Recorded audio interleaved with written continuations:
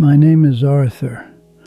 I'm 86 years old, and for a long time, my children stopped visiting me.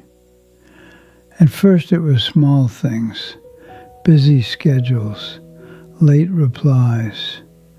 "We'll come next week, Dad." But the moment that hurt the most happened last Christmas. I set the table for 6 people, 6 plates, 6 glasses, 6 chairs. Only one of them was filled, mine. The turkey sat in the center of the table getting cold, while the house stayed completely silent. And that was the night I realized something painful. My children still loved me, but they had learned to live without me. So a few weeks later, I did something that felt almost wrong, something most parents would never do. And strangely enough, that was the moment my children started coming back. For most of my life, my children never had to wonder where to find me. If something broke, they called Dad. If something needed lifting, fixing, driving, building, or figuring out, somehow my phone would ring before anyone else's. And I liked it that way. Back when the kids were younger, my garage was always open. Saturday mornings meant someone's car hood was lifted while I leaned over the engine with a flashlight between my teeth. I fixed alternators, changed brake pads, and tightened things that rattled. Not because I had to, but because it made me feel useful. When my daughter bought her first house, I spent 2 weekends installing shelves in the garage and fixing a crooked fence. She brought sandwiches and lemonade, and we sat on the porch afterward, laughing about how none of us really knew what we were doing. When the grandchildren were small, they came over almost every week. I would watch them in the backyard while their parents ran errands. Sometimes we built birdhouses. Sometimes we just threw a baseball back and forth until the sun started going down. One summer afternoon, my grandson asked me why my hands looked so rough. I told him they were just working hands. Truth is, I was proud of those hands.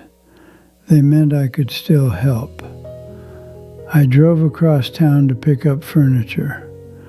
I hauled boxes during moves. I fixed leaky sinks and stuck doors and lawnmowers that wouldn't start. Every family seems to have someone like that. The one who shows up with a toolbox. The one who makes problems smaller. For many years, that person was me. And without realizing it, my place in my children's lives slowly became tied to that role. Dad was the one who helped. Dad was the one who fixed things. Dad was the one you called when something went wrong. Back then, I thought that meant I would always be needed. I never considered what might happen the day I couldn't do those things anymore. Getting older rarely arrives with a single moment. It happens quietly, one small adjustment at a time. For me, it started with my knees. At first, it was just a dull ache when I climbed stairs. Nothing serious. The kind of thing you shrug off and say, "I'm just getting older." But over the years, it got worse. Working under cars became harder. Standing for long stretches in the garage made my legs stiff. Then driving long distances started to bother my back. One winter afternoon, I was halfway to my son's house when the pain in my knee forced me to pull over. I sat there in the car for 10 minutes before turning around and driving home. That was the first time I realized something had changed. I couldn't show up the way I used to. Little by little, the calls slowed down. My daughter's dishwasher broke one summer. She told me her husband had hired someone to fix it. "Just easier that way, Dad," she said. I told her that made sense, and it did. But I still felt something strange in my chest when I hung up. When the grandchildren needed rides somewhere, their parents handled it. When furniture needed moving, they hired movers. When something broke around the house, they called a contractor. Practical solutions, modern solutions. And slowly the things I used to be part of disappeared. At first I thought I was imagining it. Life was busy for them. Jobs, kids, mortgages. That's what I told myself. But over time I noticed something else. They weren't coming by as often either. Visits that used to happen every week turned into once a month, then every couple of months, sometimes longer. Not because they didn't love me, I know they did, but something had shifted in the rhythm of their lives. When I was the one fixing problems, driving across town, helping move couches, babysitting grandchildren, I was part of the motion of their days. But once I stopped being the man who could do those things, the motion kept going, and slowly, quietly, it moved on without me. It took me longer than I'd like to admit to understand what was really happening. At first, I kept making excuses for everyone. They were busy. The grandchildren had school and sports.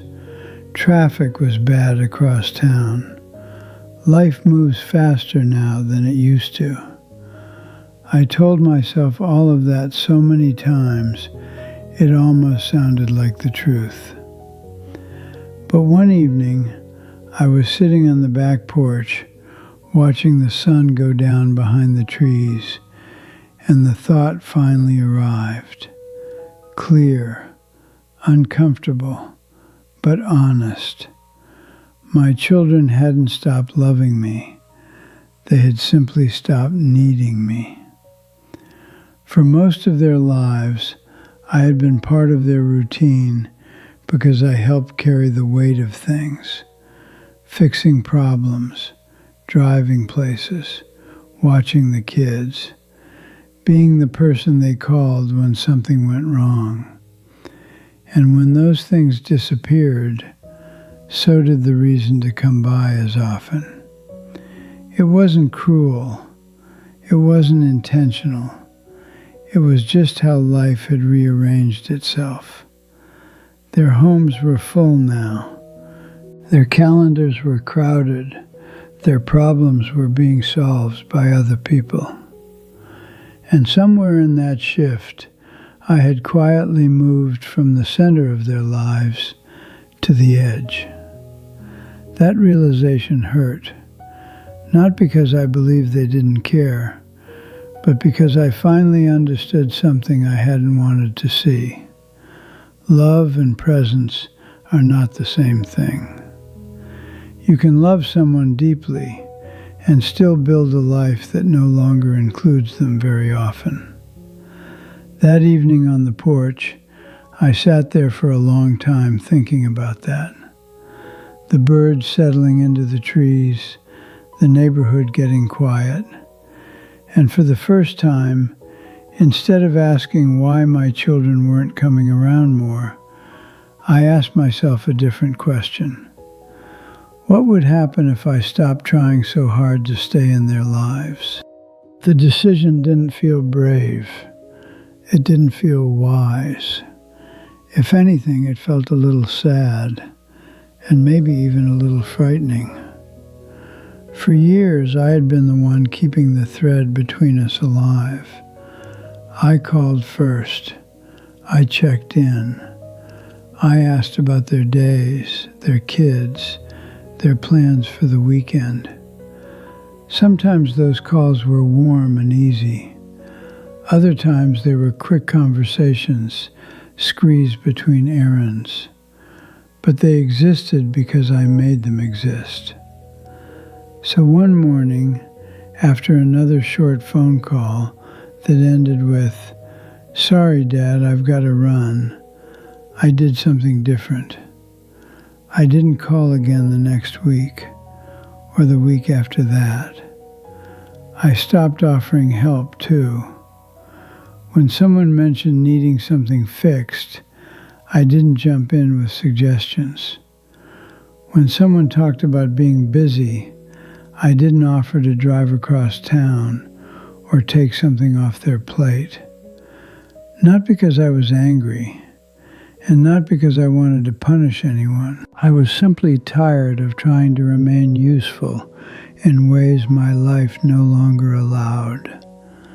Instead, I started paying attention to my own days, quiet things, morning coffee on the porch, long walks through the neighborhood, reading books that had been sitting on my shelf for years. I worked in the garden behind the house, planting things that took their time growing. At first, the silence felt heavy. The phone didn't ring much. The house stayed quiet. But something unexpected happened during those weeks. Without constantly reaching outward, my life slowly started to settle into itself. Not busy, not exciting, just calm. For the first time in a long while, I wasn't waiting for someone else to fill my days. I was simply living them. And that small shift, the moment I stopped trying to prove my usefulness, changed something I hadn't expected. At first, nothing happened. That was the hardest part. Days passed, then weeks. The phone stayed quiet. No one asked why I hadn't called. No one mentioned that the Sunday check-ins had stopped. For a while, that silence confirmed what I had secretly feared all along. Maybe I had been the only one holding that thread between us.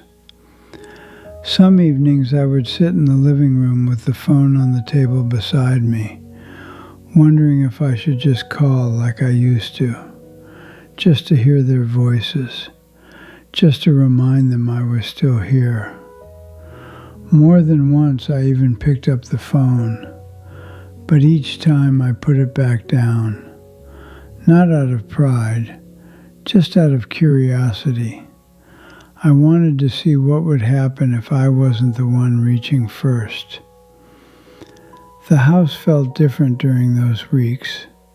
Quiet, yes, but not as heavy as I expected.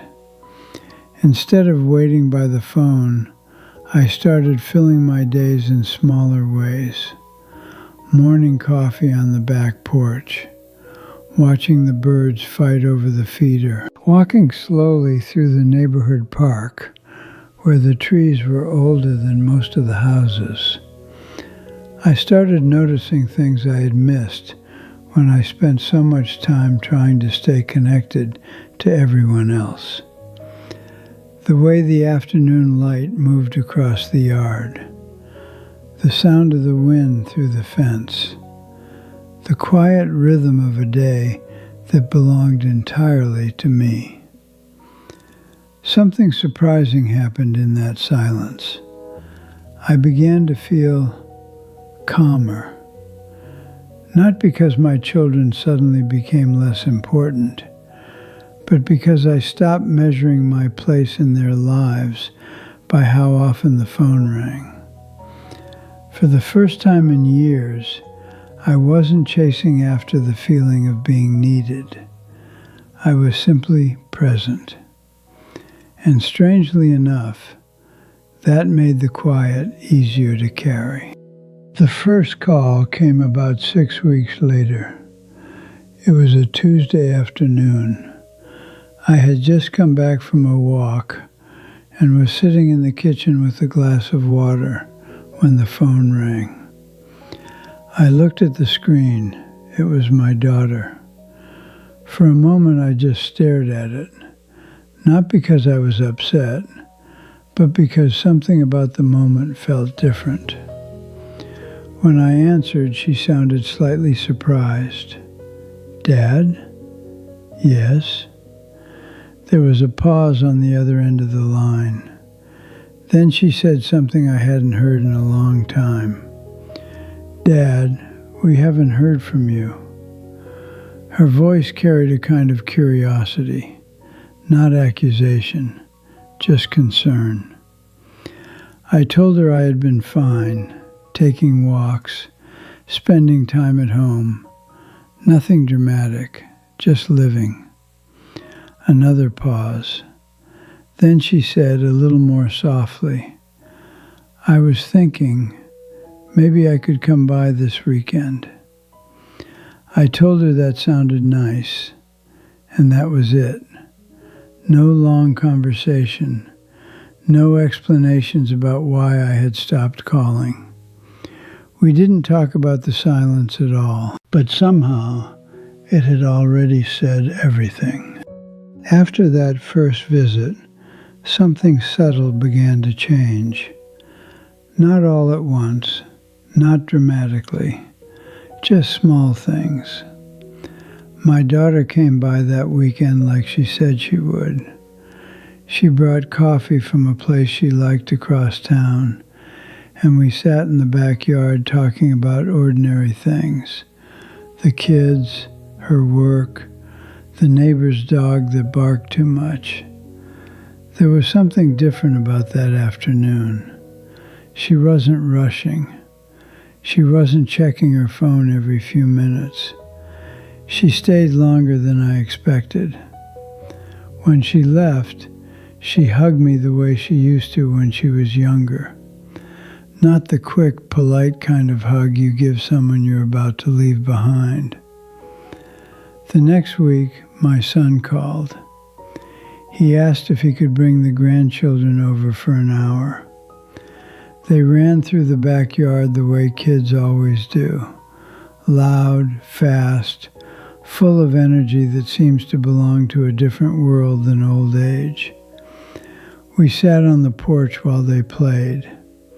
For the first time in a long while, I wasn't fixing anything. I wasn't building something. I wasn't solving a problem or lifting a heavy box. I was just there, and that seemed to be enough. Over the following months, the visits continued. Not every week, not perfectly, but more often than before. And what surprised me most was the feeling behind them. They didn't come because I offered help. They didn't come because something needed repairing.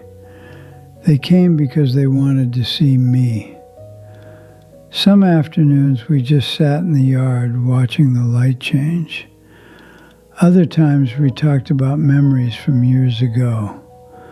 Sometimes we didn't say much at all. And somehow those quiet visits meant more than all the busy years when I had been the man everyone depended on. Because for the first time in a long time, I wasn't being useful. I was simply being their father. These days, my house is still quiet most of the time. That hasn't changed. Children grow up. They build lives of their own. They move through the world with their own responsibilities and worries. That's the way it should be. But every now and then the driveway fills with a car I recognize. Someone knocks on the door, and the house becomes lively again for a few hours. Not because I called, not because I reminded them, just because they came. I've had a lot of time to think about that, And I've come to understand something that took me most of my life to learn. The strange thing about love is this: sometimes people remember you only after you stop reminding them.